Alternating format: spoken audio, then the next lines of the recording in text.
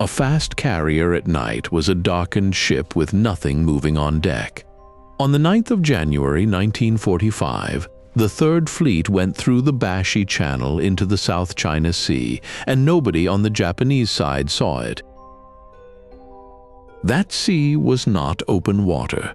It was the inside of the empire, the route every barrel of oil out of Borneo and Sumatra had to travel to reach a refinery in Japan. Within hours of entering, the fleet was handed a target most commanders would have taken. A Japanese convoy of about 100 ships was moving along the southern coast of China towards Formosa that same night. Admiral William Halsey, commanding the Third Fleet, left it alone. Attacking it would have told Tokyo where his carriers were, and he wanted 3 more days of not being known about. He got them. On the 12th of January, his squadron sank 46 enemy ships in a single day off the coast of Indochina. 12 of them loaded tankers, and nothing on the Japanese side had detected the approach when the first strike went off the decks. The water he had hidden 90-odd ships in was ringed by airfields on Formosa, Luzon, Hainan, the China coast, and Indochina. Allied intelligence put roughly 300 enemy machines on Formosa alone, and about 500 more in southern China and northern Indochina. The question that hangs over the operation is the simple one. How does a force that size stay lost for 10 days inside an enclosed sea the enemy owns? Part of the answer is what the fleet had gone in to look for. American naval intelligence believed the 2 surviving hybrid battleships Ice and Hyuga were at Cam Ranh Bay in Indochina with an escort. Halsey had asked for the operation in November and been turned down. He asked again at Christmas at the fleet anchorage at Ulithi, and Admiral Chester Nimitz gave him permission on the 28th of December on the condition that major Japanese fleet units were sighted in the area. Everything that followed was built around getting at 2 ships. The other part of the answer had been at sea since Christmas Eve, and it is the part almost nobody talks about. On the 24th of December, the carrier Enterprise sailed from Hawaii with a designation no ship in the United States Navy had carried before. Her hull symbol had been changed from CV to CV in brackets N. The letter stood for night. She carried Night Air Group 90, and in the Philippines she joined the light carrier Independence, which had been flying night fighters and night search missions for the fast carriers since the previous summer. With 6 destroyers, the 2 ships made up Task Group 38.5. Their machines carried radar in pods slung under the wing. What that meant in practice was that the Third Fleet could send crews out to look at 3 and 4 in the morning and have the answers on the flag bridge before sunrise. A daylight search does the same job and announces the searcher. Anything flying a 200-mile leg in daylight can be seen from the ground, plotted, and worked backwards to the deck it came off. What the night groups flew was invisible to anyone without radar, and Japanese units in that theater had almost none worth the name. The second thing those 2 ships did was quieter and more direct. On the night the fleet passed through the Bashi Channel, fighters off Independence shot down 3 Japanese transport aircraft flying from Luzon to Formosa. Those were passenger and cargo machines, not searchers. They were also 3 crews crossing the exact water the fleet was crossing, who would have landed on Formosa and filed a report about a great deal of radar interference and a strange night. Nobody on the American side wrote that down as an intelligence operation. It sits in the summaries as 3 aircraft splashed on a routine patrol. The weather did the rest. January in the South China Sea is a typhoon season, and the fleet used the edge of one, holding inside the bad conditions thrown out by a storm sitting over Mindoro while it crossed the middle of the sea. The price was that fueling became next to impossible for days at a time. On the 10th, the destroyers could not be topped up at all. On the 17th and the 18th, the whole fleet failed to finish fueling and simply waited it out. The fleet could afford to wait because it had brought its own fuel.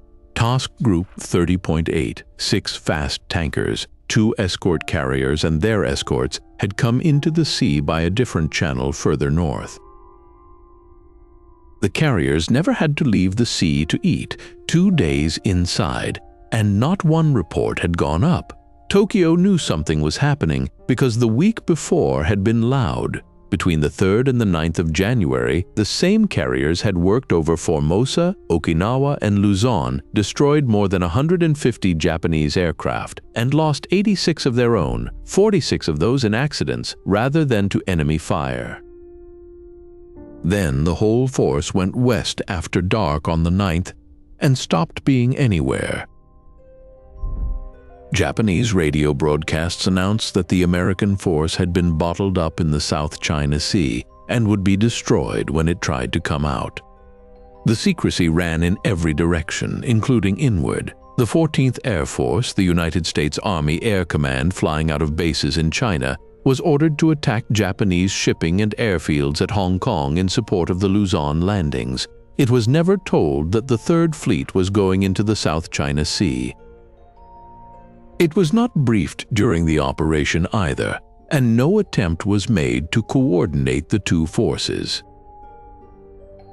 On the 16th of January, a reconnaissance squadron out of China attacked shipping at Hong Kong on the same day the carrier squadrons did. Neither knew the other was coming. Almost none of this is the kind of history that gets filmed, because the mechanism is a wing radar pod and a fuel hose. If that is the sort of thing worth an hour of a week, subscribing is what keeps it turning up. The scale of the night capability is worth stating plainly, because it changes what the operation looks like. The 3 fast carrier groups embarked around 900 aircraft. The entire night force inside that fleet was 2 ships. Independence carried 9 radar-equipped Hellcat fighters and 13 radar-equipped Avengers. Enterprise carried a somewhat larger group of the same 2 types, call it 50 machines out of 900, and most of the operational advantage the fleet enjoyed in those 10 days came off their decks. The 12th of January is the day the arrangement paid.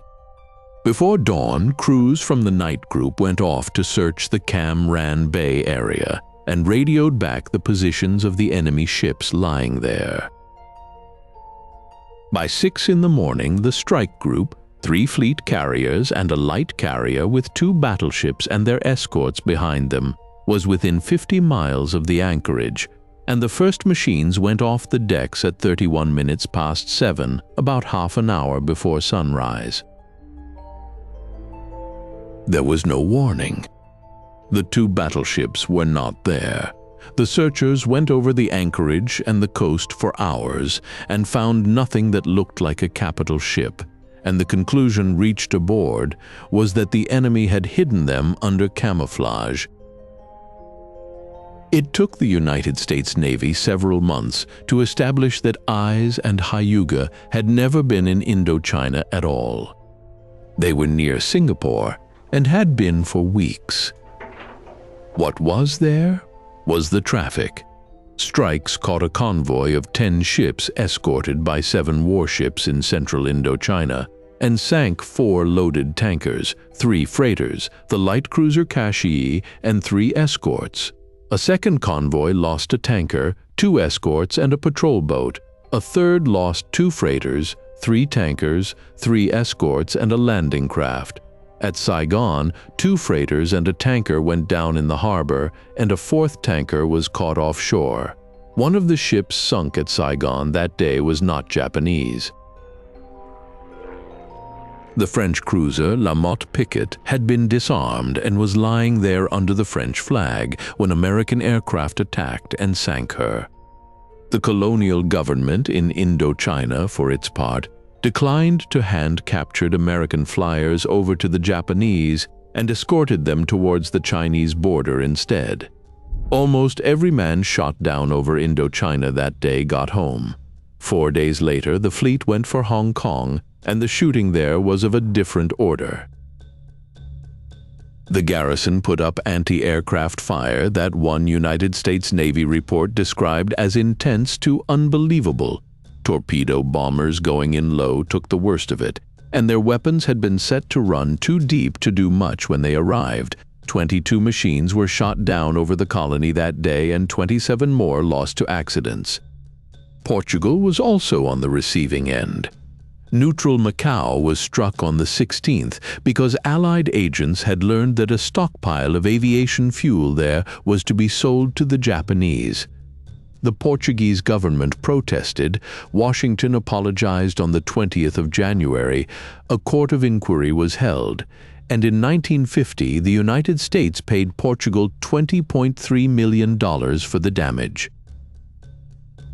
Something else was at Hong Kong on the 16th that had not been there when the fleet came into the sea. A tanker convoy, High 87, had been turned away from its southern voyage in an attempt to keep it clear of the carriers. Nobody could tell it where the carriers were. It went to Hong Kong, and 5 large tankers and a naval oiler were destroyed there. That is the whole operation in one sentence. Ships were moved to keep them away from a fleet nobody could locate, and were moved into the strike.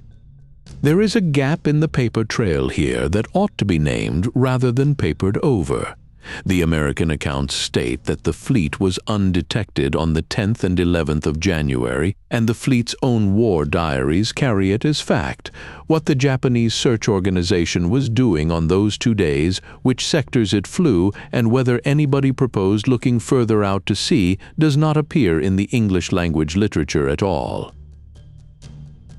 The negative is well documented. The reason for it is reconstructed from the American side. Getting out was its own argument. Halsey wanted to leave through the Surigao Strait in the central Philippines because the weather to the north was foul. Nimitz asked him to use the Luzon Strait instead, on the grounds that a passage through the Central Islands would be reported by the bypassed Japanese garrisons sitting on them, which might bring enemy raids down on the supply line to Luzon. Halsey took the northern route. On the 20th, the fleet went out through the Balintang Channel with a division of destroyers well ahead of the carriers, and radar picked up a great many Japanese aircraft during the passage.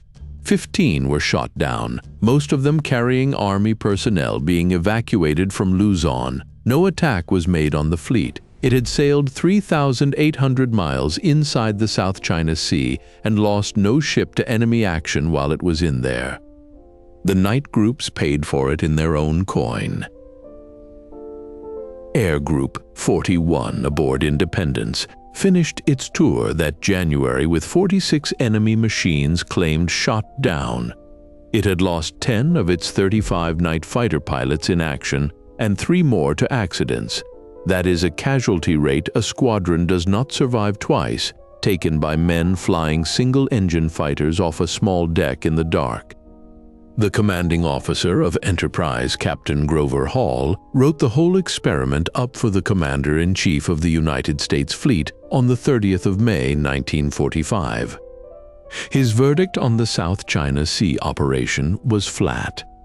The weather had been bad enough that it amounted to a test of the instrument flying ability of the pilots rather than a beginning of real night operations.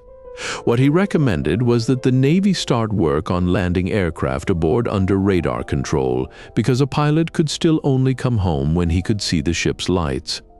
That was still the last part of it in January 1945. An Avenger crew would come back over a blacked-out fleet, hold a heading, and wait. One of them, an air crewman in the Enterprise Torpedo Squadron named Joe Hannock, said afterwards that he never knew where they were until the pilot cut the engine and the deck lights came on underneath them. He described the rest of it as sheer terror.